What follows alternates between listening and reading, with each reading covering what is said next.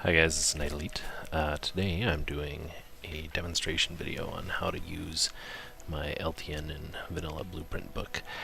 So what I've got here, I'm doing this in creative mode, but everything in the actual blueprint book is fully compatible in Vanilla, but for demonstration purposes it's much easier to do in creative mode. So all I've got here in my, that's going to be not included in the blueprint book setup is just a radar, super radar, some active energy source, and a duplicating provider chest to give fuel for our trains. So let's get started. So what we need first is, notice some of these blueprints are pretty big. We got to start with the depot blueprint. So here it is, the depot for 6-12 trains. So let us put one down. And there it is. Let's throw in a power pole to get that hooked up. And throw in a roboport over here just to connect that up to the provider chest there to give uranium to all of the trains. So, step one. We've now done that. Next step, what we need to do is we need to drop a little bit of iron around this power switch to make it work for later. So you see now we can rotate this inserter to turn the whole system on or off. We'll leave it off right now while we're building. So depot is now good to go. Then we add lanes to depot.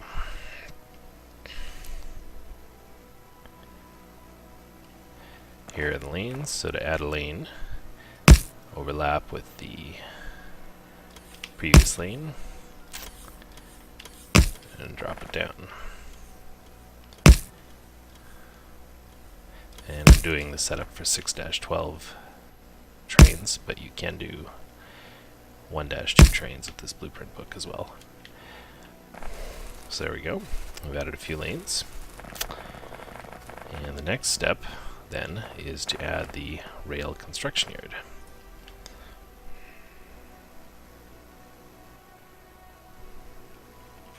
Here we go. So to add this, we overlap a little bit with that part of the depot and drop it down. Then, similar to what we did in the depot, we drop a couple of iron plates on the ground next to that. And then we build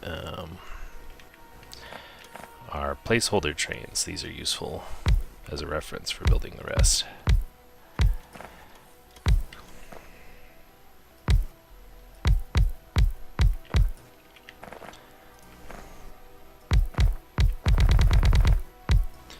That's perfectly sized for a 6-12 train, that one for 6-11.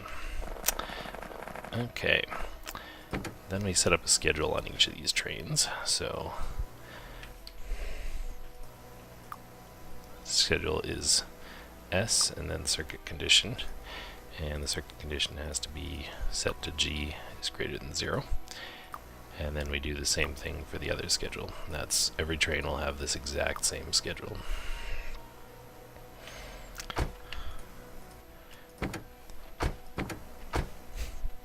Oops, I accidentally undid it.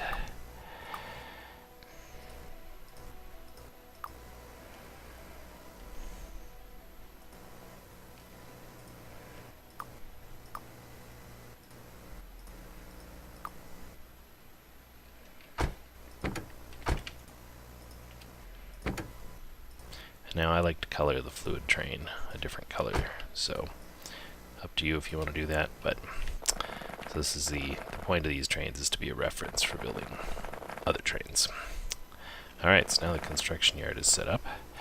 Then we need to run some track over into our depot.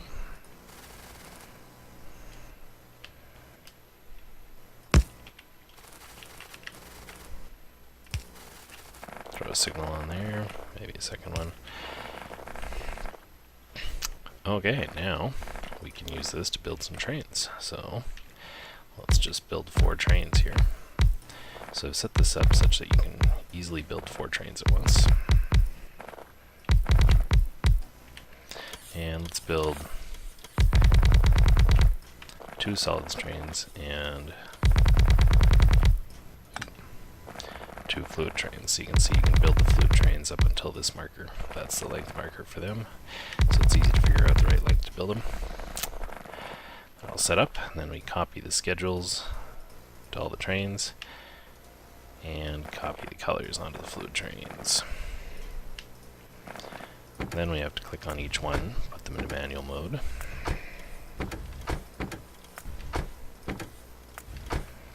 And then they are ready to go, so let's fire them off.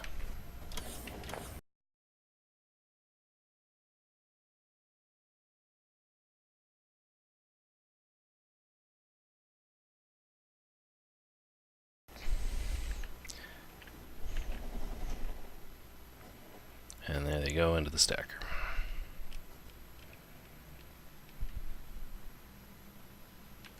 I don't know why they didn't go in this outermost lane of the stacker though. Oh, that's why, because we have a connection issue with the network.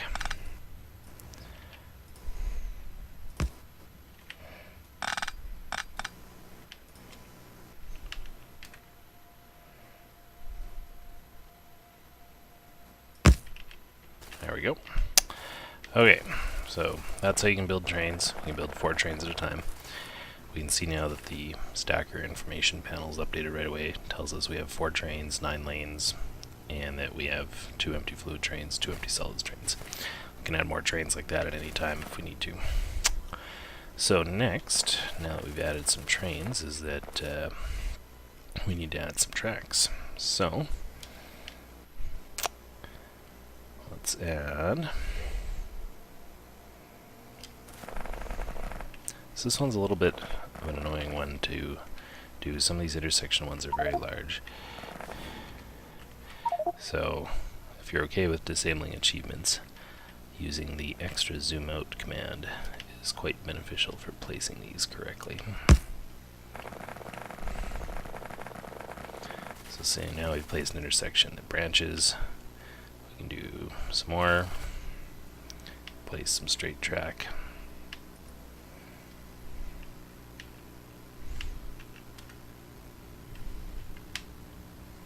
Place some diagonal track if we want to.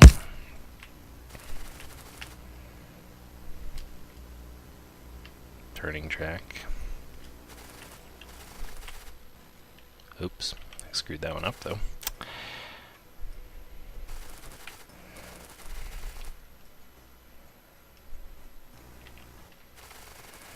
I'll just place the diagonal track again over top where I put it before to fix that.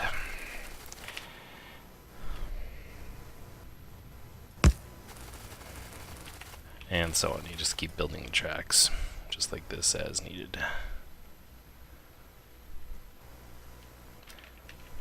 Build another intersection branch.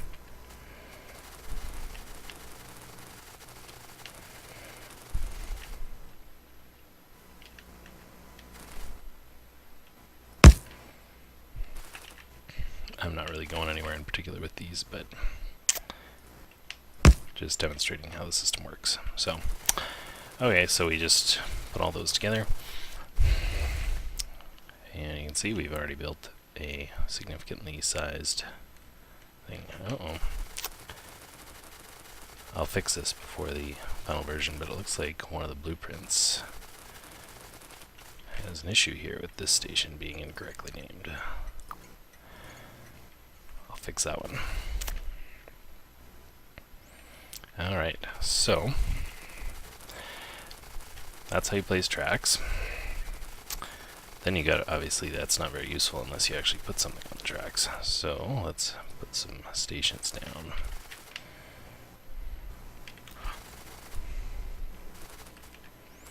This is the only 612 station included in the blueprint set is this Omni station. So place that. And then we just need to build a return track.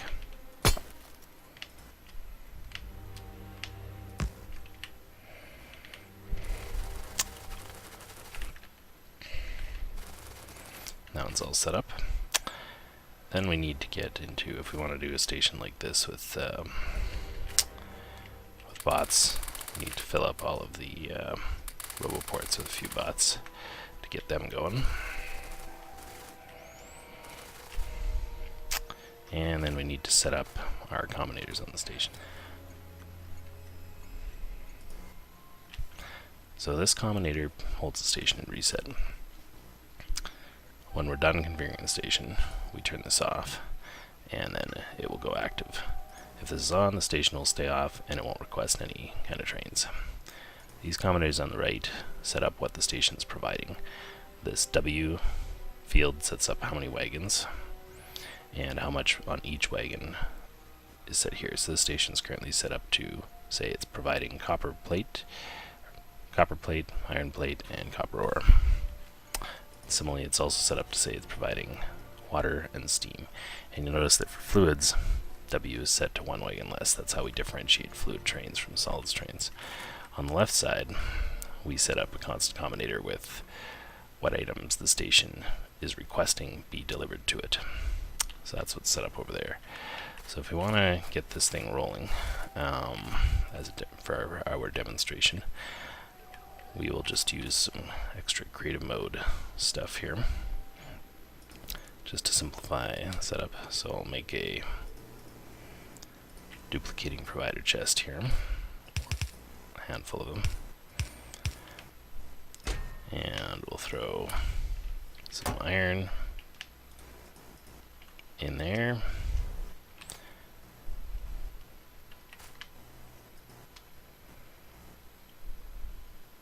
Which should now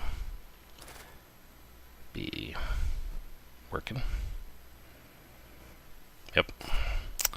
And now that's going to call trains for iron. Similarly, if we wanted to do something with fluids, we'll have to make some fluid sources. So we can use this creative mode fluid source just as a demonstration. And we'll set this one up to provide water, and the other one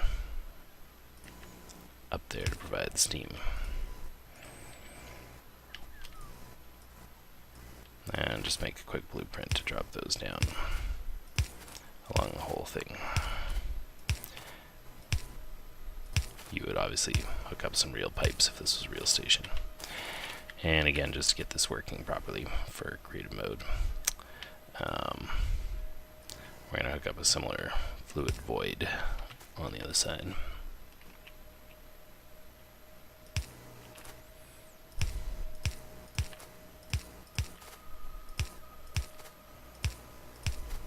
Whereas this part would go to your whatever factory you're actually setting up here.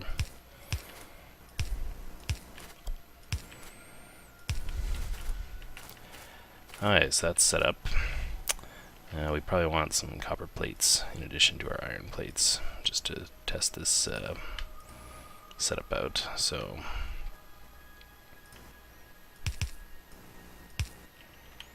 let's set that up as well.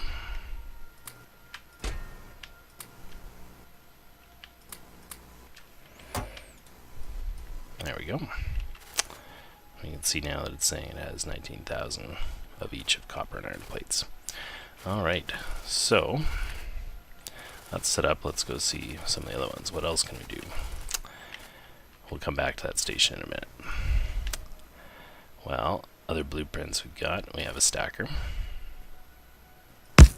Put this in front of a station if you have a bunch of trains that need to stack up. You can add even tile it if desired and add 2. So, makes it easy. And then on the tail end of this, we can add another one of these stations if we want.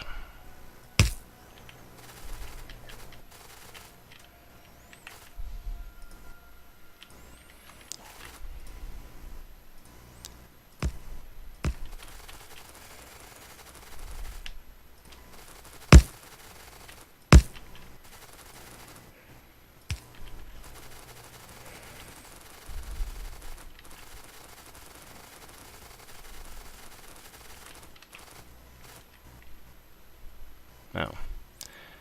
Apparently I ran out of roboports to drop that down.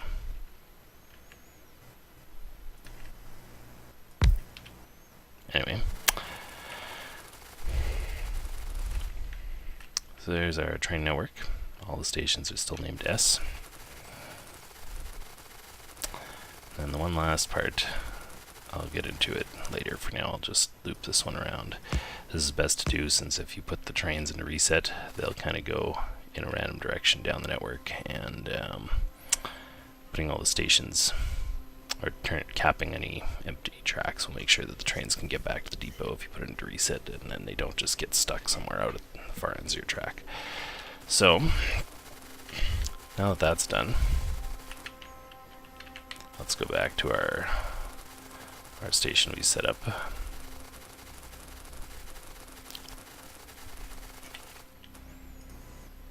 Make sure it's not in reset. So station's out of reset, but the main network is still currently in reset. Then we've got to go back here all the way to the depot. So you'd build out your track to whatever state you want it to start working at. And then once it's up and running,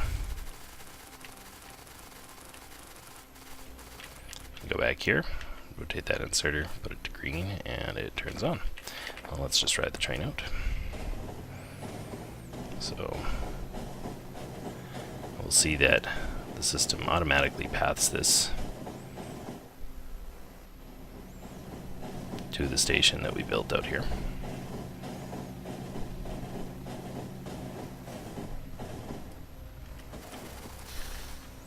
And that this train is automatically going to load with steam because, and you can see when I mouse over that power pole, that it had steam metadata, and now it's heading back in to the depot.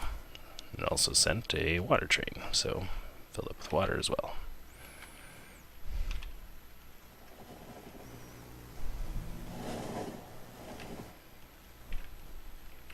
Oh, and I guess I guess our thresholds are actually about 48,000, so we don't have enough of these.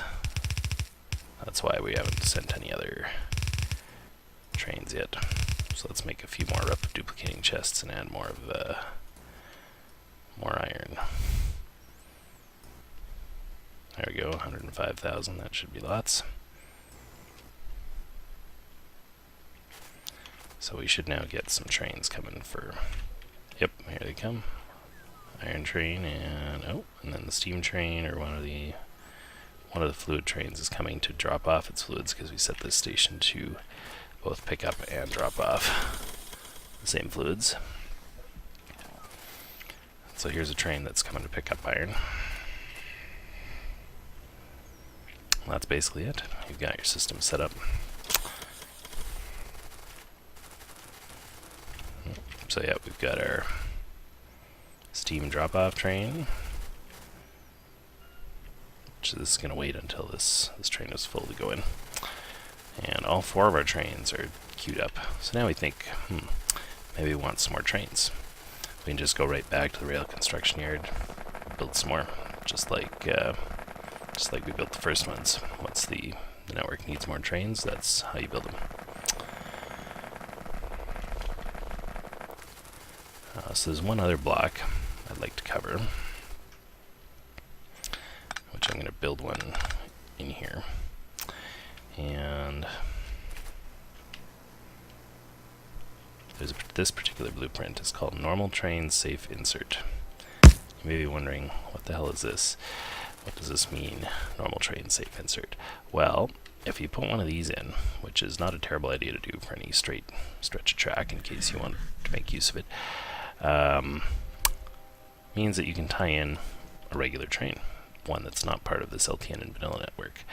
So let's say you had a normal station, like you wanted to, instead of having the automatic routing trains here, you had a taxi station or something and you wanted to set it up. You can just build a normal track, and the LTN and Vanilla tracks are completely compatible with it, but with the caveat that you can only reconnect them to the outgoing track with this special spot. Otherwise, they have a chance of stealing the metadata from real trains. So let's just demonstrate how it works. You can branch it out, your track branching out from the outgoing track. Oops, don't have enough rails. Okay.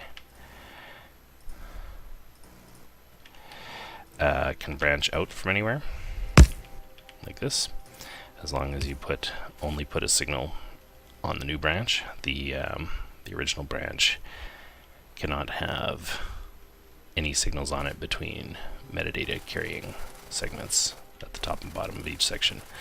If you put any signals in there, it's going to break it and the trains will not route correctly. But you can branch off like this just fine. And then we can build a station out here. So we'll call this taxi test. So we built the taxi test station, and we want somewhere for our taxi to come from. So let's just loop this one around.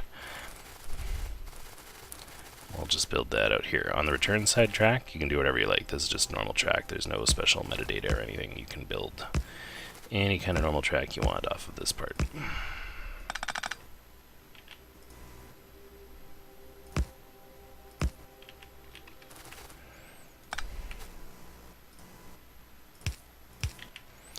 So let's make another station here just as a demonstration of that. Man check. Seems good.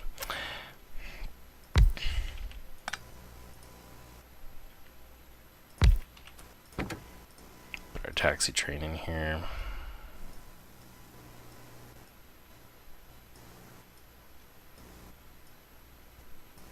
Make it kind of yellowy because it's a taxi. Fill it up with fuel, and let's set it up for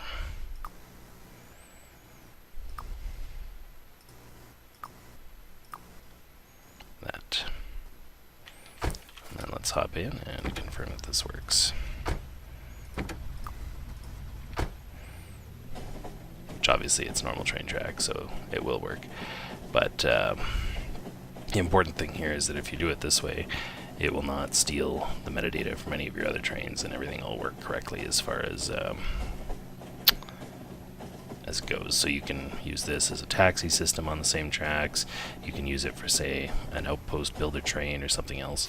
You just have to make sure that the spot where you insert your trains onto the special LTN and Vanilla blueprint book tracks are done through this block.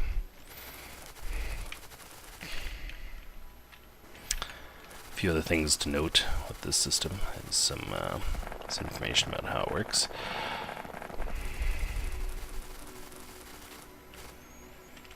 So this stuff here is reset circuit.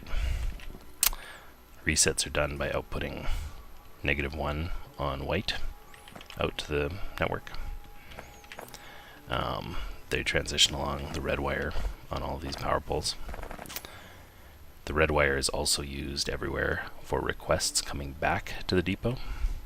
All of the requests get stored, and you can see it in this memory here. They get stored in this memory when it comes in.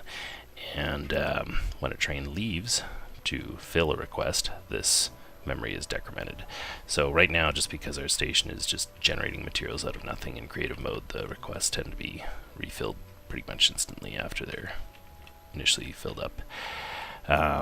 These combinators here break that down into, this is the number of empty train requests. So right now we have empty trains requested for water, steam, and iron ore.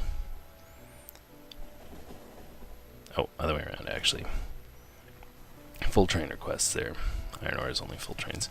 And then this one is empty train requests. So, and then there's some extra math in here so that it will not fill up the whole yard with the same type of train, even though we have, if we had more trains here, we could see this happen. But we already have a water train in the yard, and the network is only ever requesting or saying it has one station that can provide water.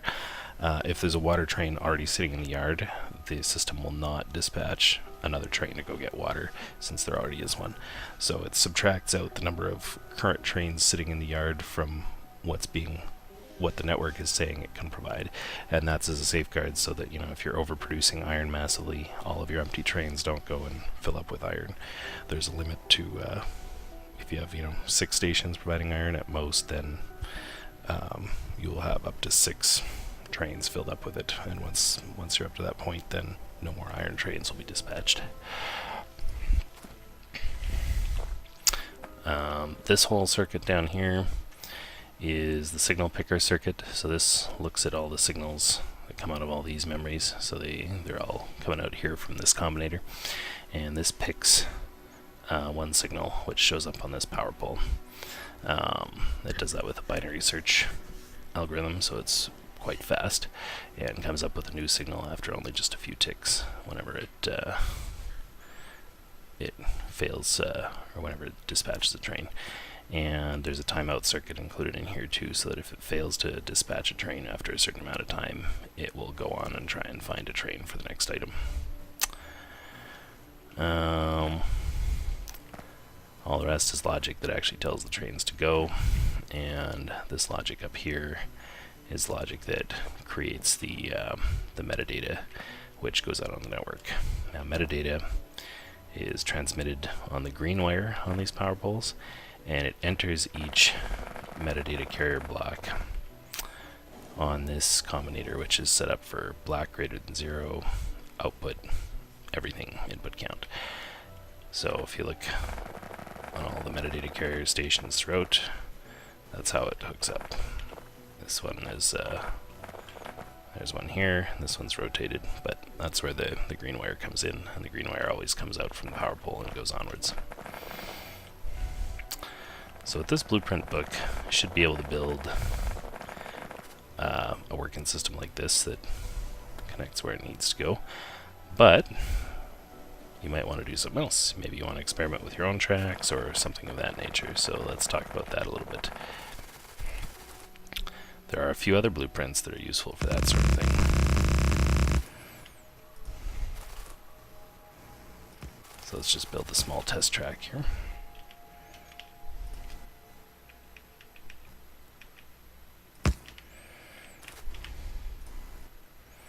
And see here we've got this metadata carrier single block item. So this will carry metadata for you. Let's just drop a large power pole to get that, a couple large power poles I guess to get that powered up. This just lets you build stations on an arbitrarily shaped track. And now you might want to think, I want to test if these stations I built, actually work properly. So I've also provided a somewhere in here.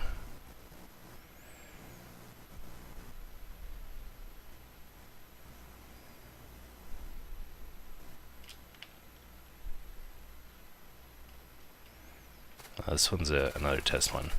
This is a request pulse tester, so if you wanted to simulate a station without actually building one to see if it would dispatch a train, we can use this. So as an example,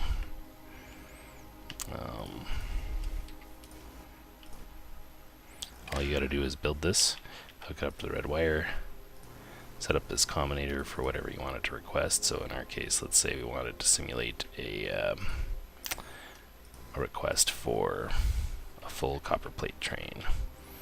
So let's turn that on.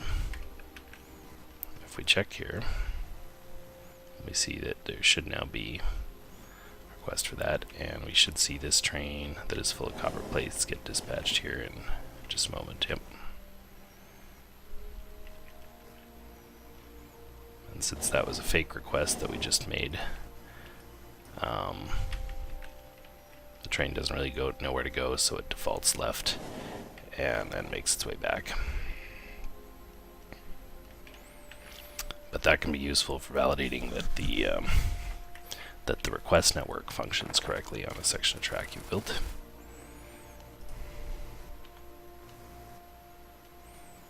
And here's the other one I was looking for earlier. This one is a metadata test generator. So let's just drop this one down here. So this one's intended, actually I'll drop it down over on the other side. It's intended to be able to overlap with these posts to just work. So we'll do it that way.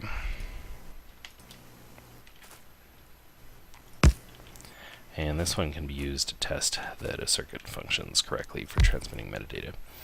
So in here, you have to leave this red as -1, but the other metadata set up in there, you can set whatever you want, will be transmitted down the power poles as a test of the system.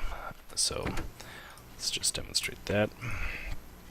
If we hop in the train here, oops, don't need to put it on automatic, we'll see that as soon as we get over here, it lights up, and if we mouse over the post, it has 1 iron ore.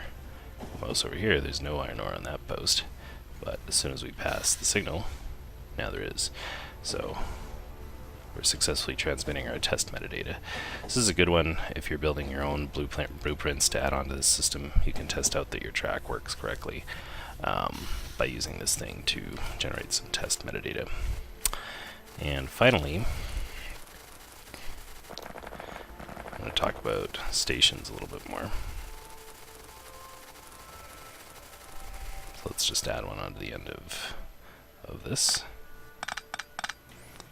Or more likely, let's just add another track first.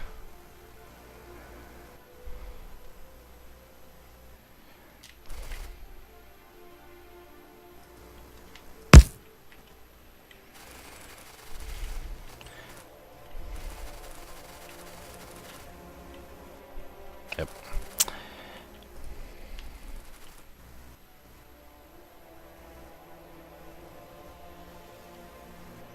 So this is our template station.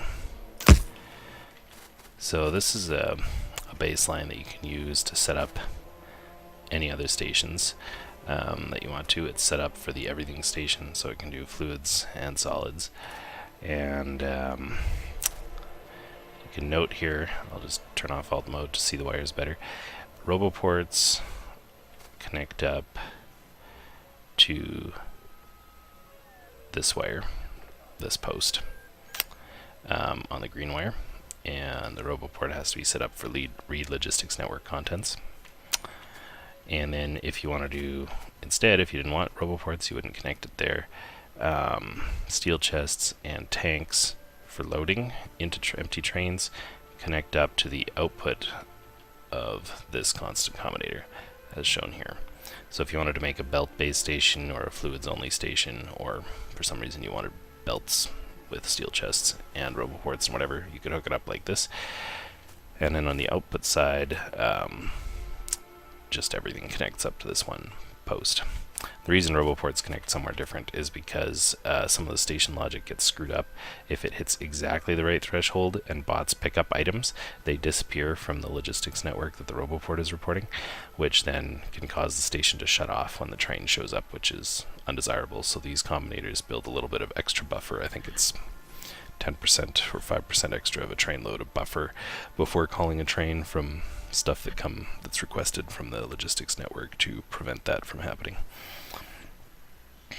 And yeah, so this should be able to be modified for your train station needs for this network if you're not happy with the ones I've already provided in the blueprint. So something I forgot to mention is how to set up the pumps on these stations. This one is doing water, so to make it work correctly with the metadata, you have to set up the condition on each of these pumps for whatever item it is that's in the tank that the pump is connected to. So this one has to be set for water greater than 0. That one, because it's got steam, has to be set for steam greater than 0. And if you have a situation where there's even more pumps than that, you need to set them all up for the appropriate metadata in the same way. On the unload side, it's exactly the same conditions: water greater than 0 or steam greater than 0. And you actually can use this if you want to.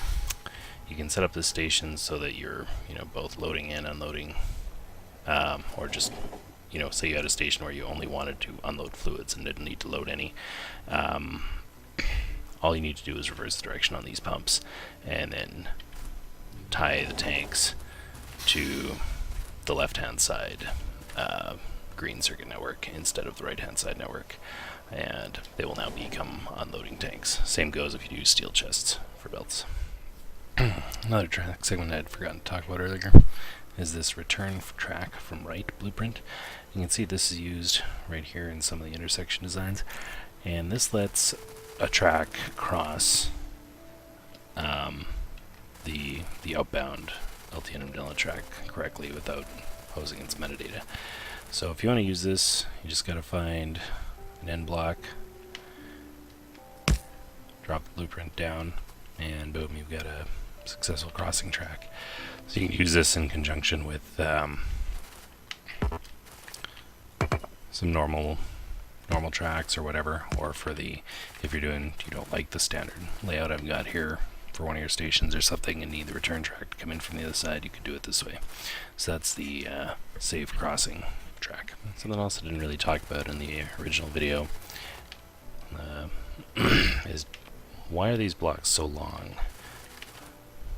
Why are these standard track sections so huge like this? And that is a good question, so I'll just drop this down as a demonstration to show you why. As part of this project, I measured train braking distances, and it turns out that any one locomotive to two wagon ratio train requires a distance of 110 or 111 tiles to brake, which is about the length of a 17 wagon train. So I figured I'd just round up a little bit, make my trains 18 total wagons and / locomotives long. And the reason why that's important is that because there's a station here,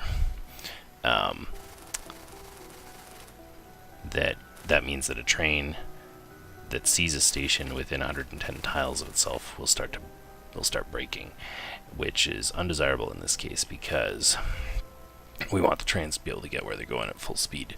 So if this section of track was shorter than it is, it didn't fit a full 612 train, at every intersection and every track segment, the train would constantly be slowing down and speeding up again, and would not get where it's going as quickly.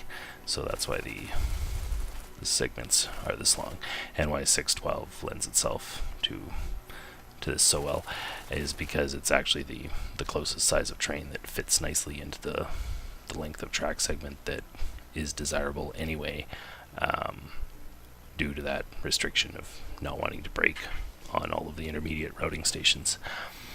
Obviously you can use any shorter trains than that, just that they will not pack efficiently on the main track if there is something that backs them up. But if you go with longer trains than 6-12, you'll have to make your own. Like, they will work fine too, but they won't work with this blueprint set because these are all designed for 612 as the maximum train length. And I think that is it. That is how to use the LTN and Vanilla blueprint book. Hope you guys enjoy this, and some people find something interesting out of it.